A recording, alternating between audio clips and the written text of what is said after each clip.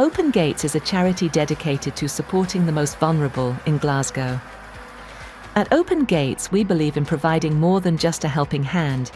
We aim to offer a gateway to a brighter future, one where every person, no matter their background, has a chance to thrive.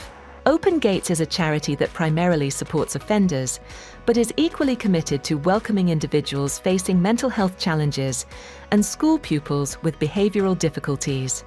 With a strong focus on training, Open Gates offers practical, long-lasting skills through a range of programs. These include courses in scaffolding, furniture restoration, health and safety, and hygiene. The charity is eager to expand this vital initiative to reach even more people in need. I'm a volunteer for Open Gates. I first got involved with them maybe 5 years ago. At the time I was working with a charity who had kind of similar shared values and goals, and supporting people who have experienced the justice system. I support the charity through mainly, I suppose, one of the training programs that we've created. So one of the dreams and the goals of what Open Gates do here is to train up people who come through the doors and provide opportunities. And one of the things that we've been looking at is a construction program that's called Build It. So that's been in partnership with Open Gates and a couple of other construction companies who are involved in supporting the people. So the program really is it's an employability program. So it's looking at people who've got loads of barriers to employment. One of the main ones is some of the times the people have been in the justice system. So that could be prison, could be a community payback order, could be a driving offence, doesn't really matter. And it's all about employability, so CVs, getting ready for interviews. One of the best things about that period in the employability programme is actually building up a routine. So if you've been unemployed, if you've been in prison and you're coming out, it's so hard to just get back into work. You can't just step through the door and be used to having these kind of professional conversations and getting how to have teamwork and sit around at lunchtime and and have a wee chat over coffee. So building up that routine for them is probably just as important as all the kind of employability type skills. Getting out of their bed, coming into Open Gates and doing the training. And then the other side of that is a more specific training around supporting them into construction. So getting their CSCS card, manual handling, getting them onto site, some work experience, and then ultimately the goal for these people is to eventually get back into work.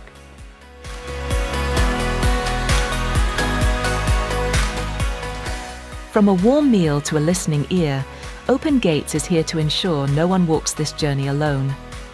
Our team of dedicated volunteers and professionals work tirelessly to offer not just essentials, but hope. We've been associated with this place since 40 years ago, 1985.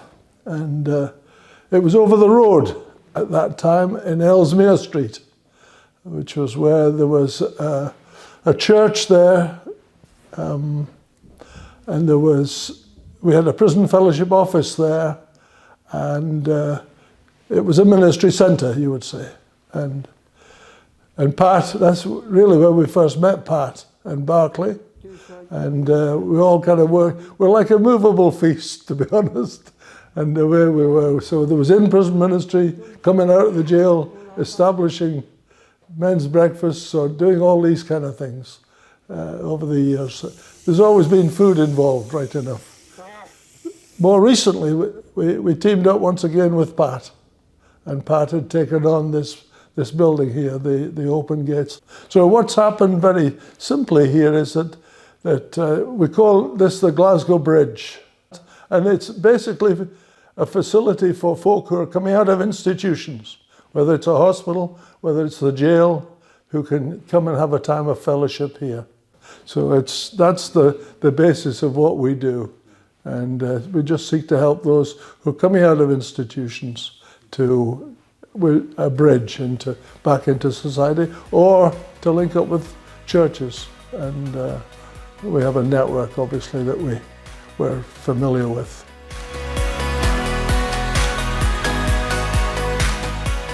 After the lease expired on the shop in Partick, Pat and the charity's board of trustees decided not to renew it due to rising costs. Fortunately, thanks to a positive relationship with the landlord, another excellent opportunity arose at the former Jobs Centre on Maryhill Road. But it was in a very poor condition. So I got on really well with Robin, who owns the property. And I said to him, look, we need work for community payback and stuff that we do. And I came to an agreement with him. I said, look, we will restore this part of the building here for you. You pay for all the materials and then we'll rent it from you, but I need some rent-free. He gave us about a 15 months rent-free period, which was absolutely phenomenal for us. So it means now, up to today, we've had approximately 700 community paybacks through this door. We've also had 21 long-term prisoners. But the big thing that's really getting me is the Justice Department have came to us and gave us a wee contract to employ 2 of our ex-service users to run the system that we run. And we're absolutely over the moon about it.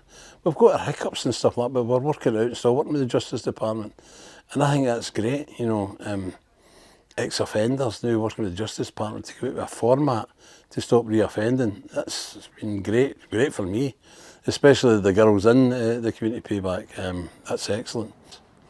So everything's gone spiffingly. When we opened this a couple of months ago, last October. It's just taken off, this sale room. And I cannot get over every boy and girl that's been through our doors. I know every one of them. And they've all helped. I don't care if it's one shift, 1 hour. They've done something to do this. I had a community payback order. I had to come serve it here, aye. Right. But I have been finding it amazing, so have I. So you're in a workplace, so you're benefiting, like just being around people, being confident, your confidence skills, like just everything, to be honest. Well, mainly your confidence skills, you know what I mean. You can be sweeping the floors, you could be fixing a wardrobe, you could be doing everything. So it's a bit of learning, to be honest, aye. It's because Pat and that man, Pat, he's a friendly guy, so he is. So seeing you're in doing stuff, man, as long as you get your head down, you're knowing your phone and stuff, you know what I mean. It's a good job, so it is, definitely.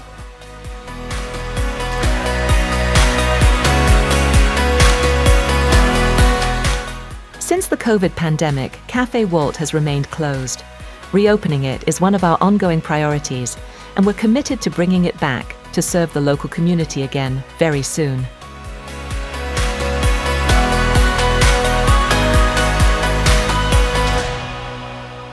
Open Gates doesn't just operate in Glasgow. We also have strong connections in Africa, where we fund the digging of water wells in communities facing water scarcity. My name is Atina. Atina Chapa is my second name. I'm a staff nurse.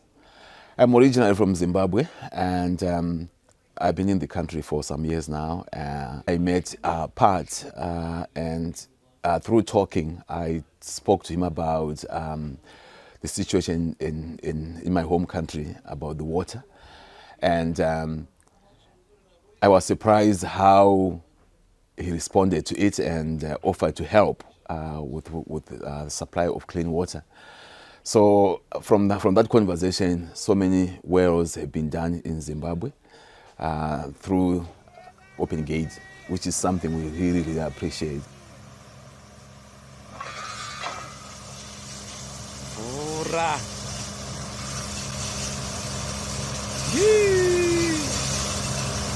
Lots of water. At the moment, all the natural water sources have dried up, and if those wells were not done, the schools would be shut, and over 400 kids could be out of school. And also in the villages, there are some wells as well that were done in there, and clean water is saving people from diseases that people get from drinking dirty water. So these wells are saving lives in Zimbabwe, and also they are giving clean water to animals, because when natural water sources dry up, even the animals have no water at all. So the presence of water draws all these animals and people together. So it's a huge blessing to have clean water. Open Gates, thank you very much. Thank you for extending your love and the fellowship of water to the community of Wilika. We thank you so much, and may the good Lord bless you. May the good Lord bless the hands of the works of their hands. Amen.